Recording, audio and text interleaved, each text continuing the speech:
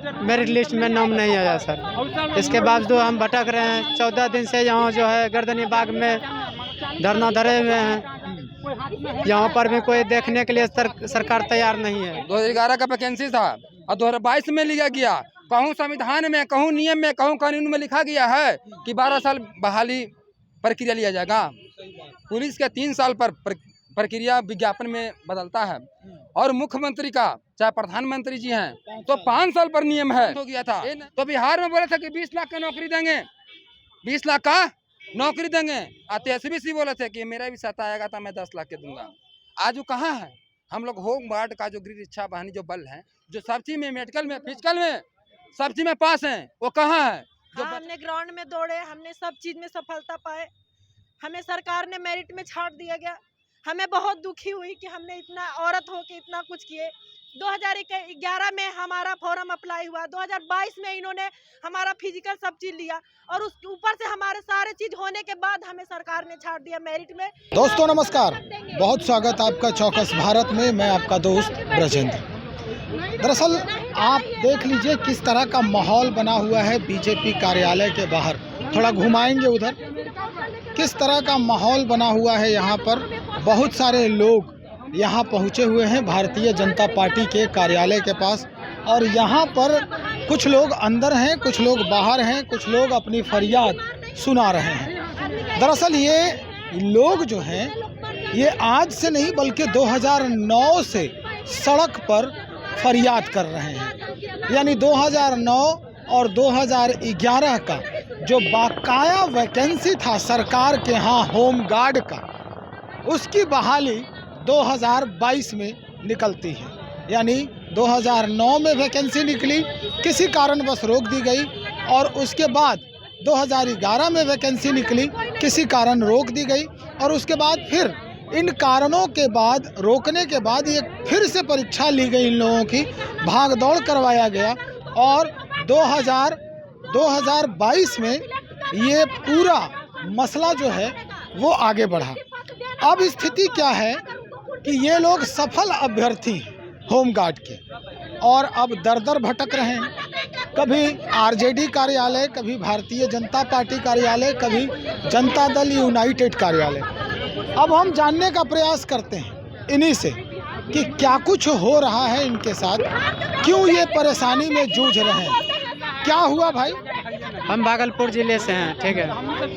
Home guard में पास किए, merit list में नाम नहीं आया सर। इसके बावजूद हम भटक रहे हैं। 14 दिन से यहाँ जो है गर्दनी बाग में धरना धरे हुए हैं।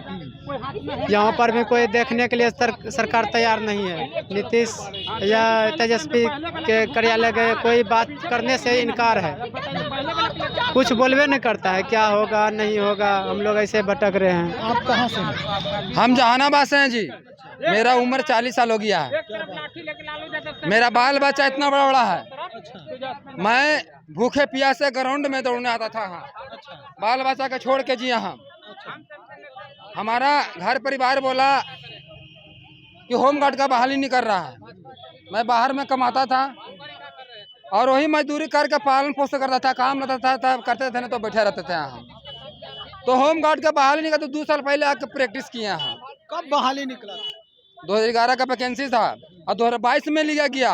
कहूँ संविधान में, कहूँ नियम में, कहूँ कानून में लिखा गया है कि 12 साल बहाली प्रक्रिया लिया जाएगा। पुलिस के 3 साल पर प्रक्रिया विज्ञापन में बदलता है और मुख्यमंत्री का चाहे प्रधानमंत्री जी हैं तो 5 साल पर नियम है।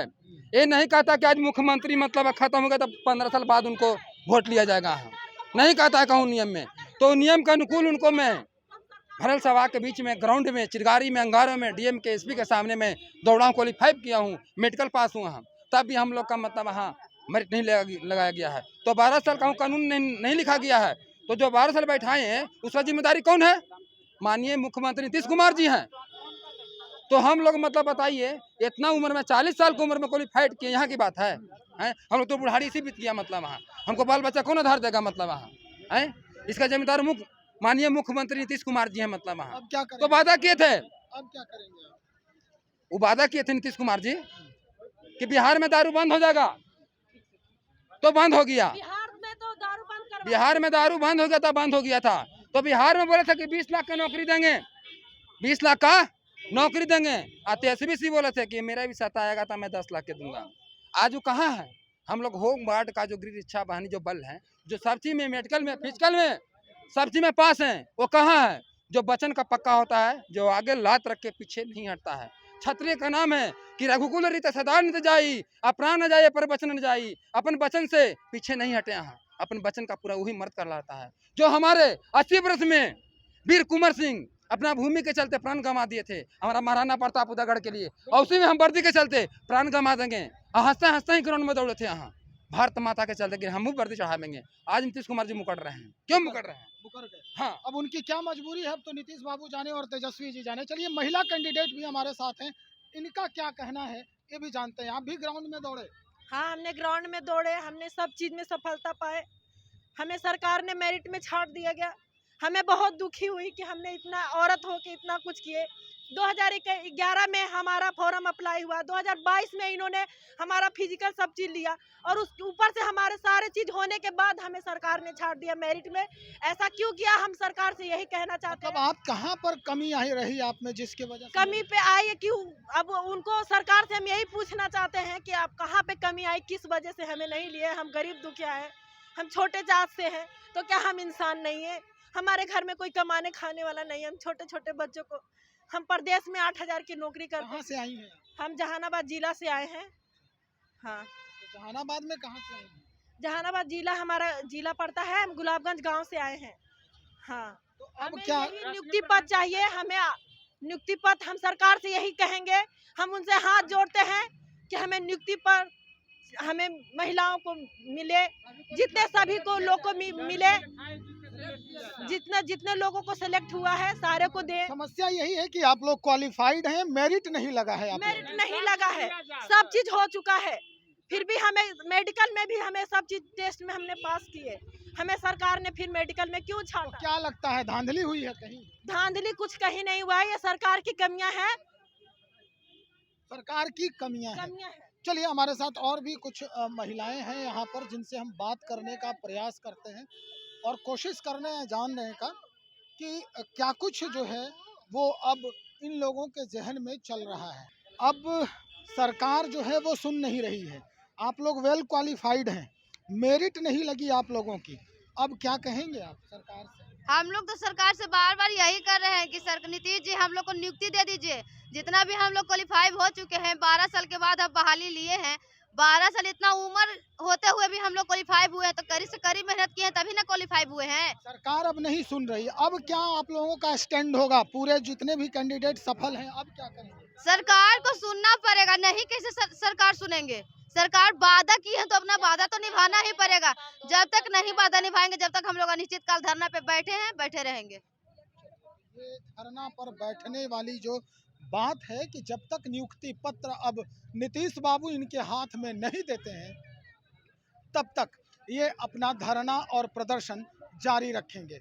जाहिर सी बात है, एक आस जग चुकी थी बहुत पहले से ही, जब से महागठबंधन की सरकार बनी है। तेजस्वी यादव ने भी कहा था कि पहले कलम से हस्ताक्षर होगा तो 10 लाख नियुक्तियां दे दी जाएगी। लेकिन अब होम गार्ड यानी गृह रक्षा वाहिनी जो है, अगर कहा जाए तो ये सबसे पहली जो कड़ी है सुरक्षा चक्र की, हमारे राज्य के पुलिस प्रशासनिक व्यवस्था की, वही स्थिति कमजोर देखी जा रही है। और अब इन लोग पहुंचने वाले हैं धरना और प्रदर्शन के स्थल पर, जहां पर पिछले 4 दिनों से ये ऑलरेडी प्रदर्शन कर रहे हैं। खैर, अब क्या कुछ होता है सरकार के जहन में, समाधान यात्रा चल रही है। अब समस्याओं का अंबार लग रहा है, समाधान यात्रा में तो समाधान हो ही रहा होगा नीतीश जी का, लेकिन अब इन लोगों का भी समाधान हो जाए तो ज़्यादा बेहतर है। चलिए, और भी खबरों को लेकर हम बहुत जल्द हाजिर हो रहे हैं, बने रहे हमारे साथ। बहुत शुक्रिया आपका।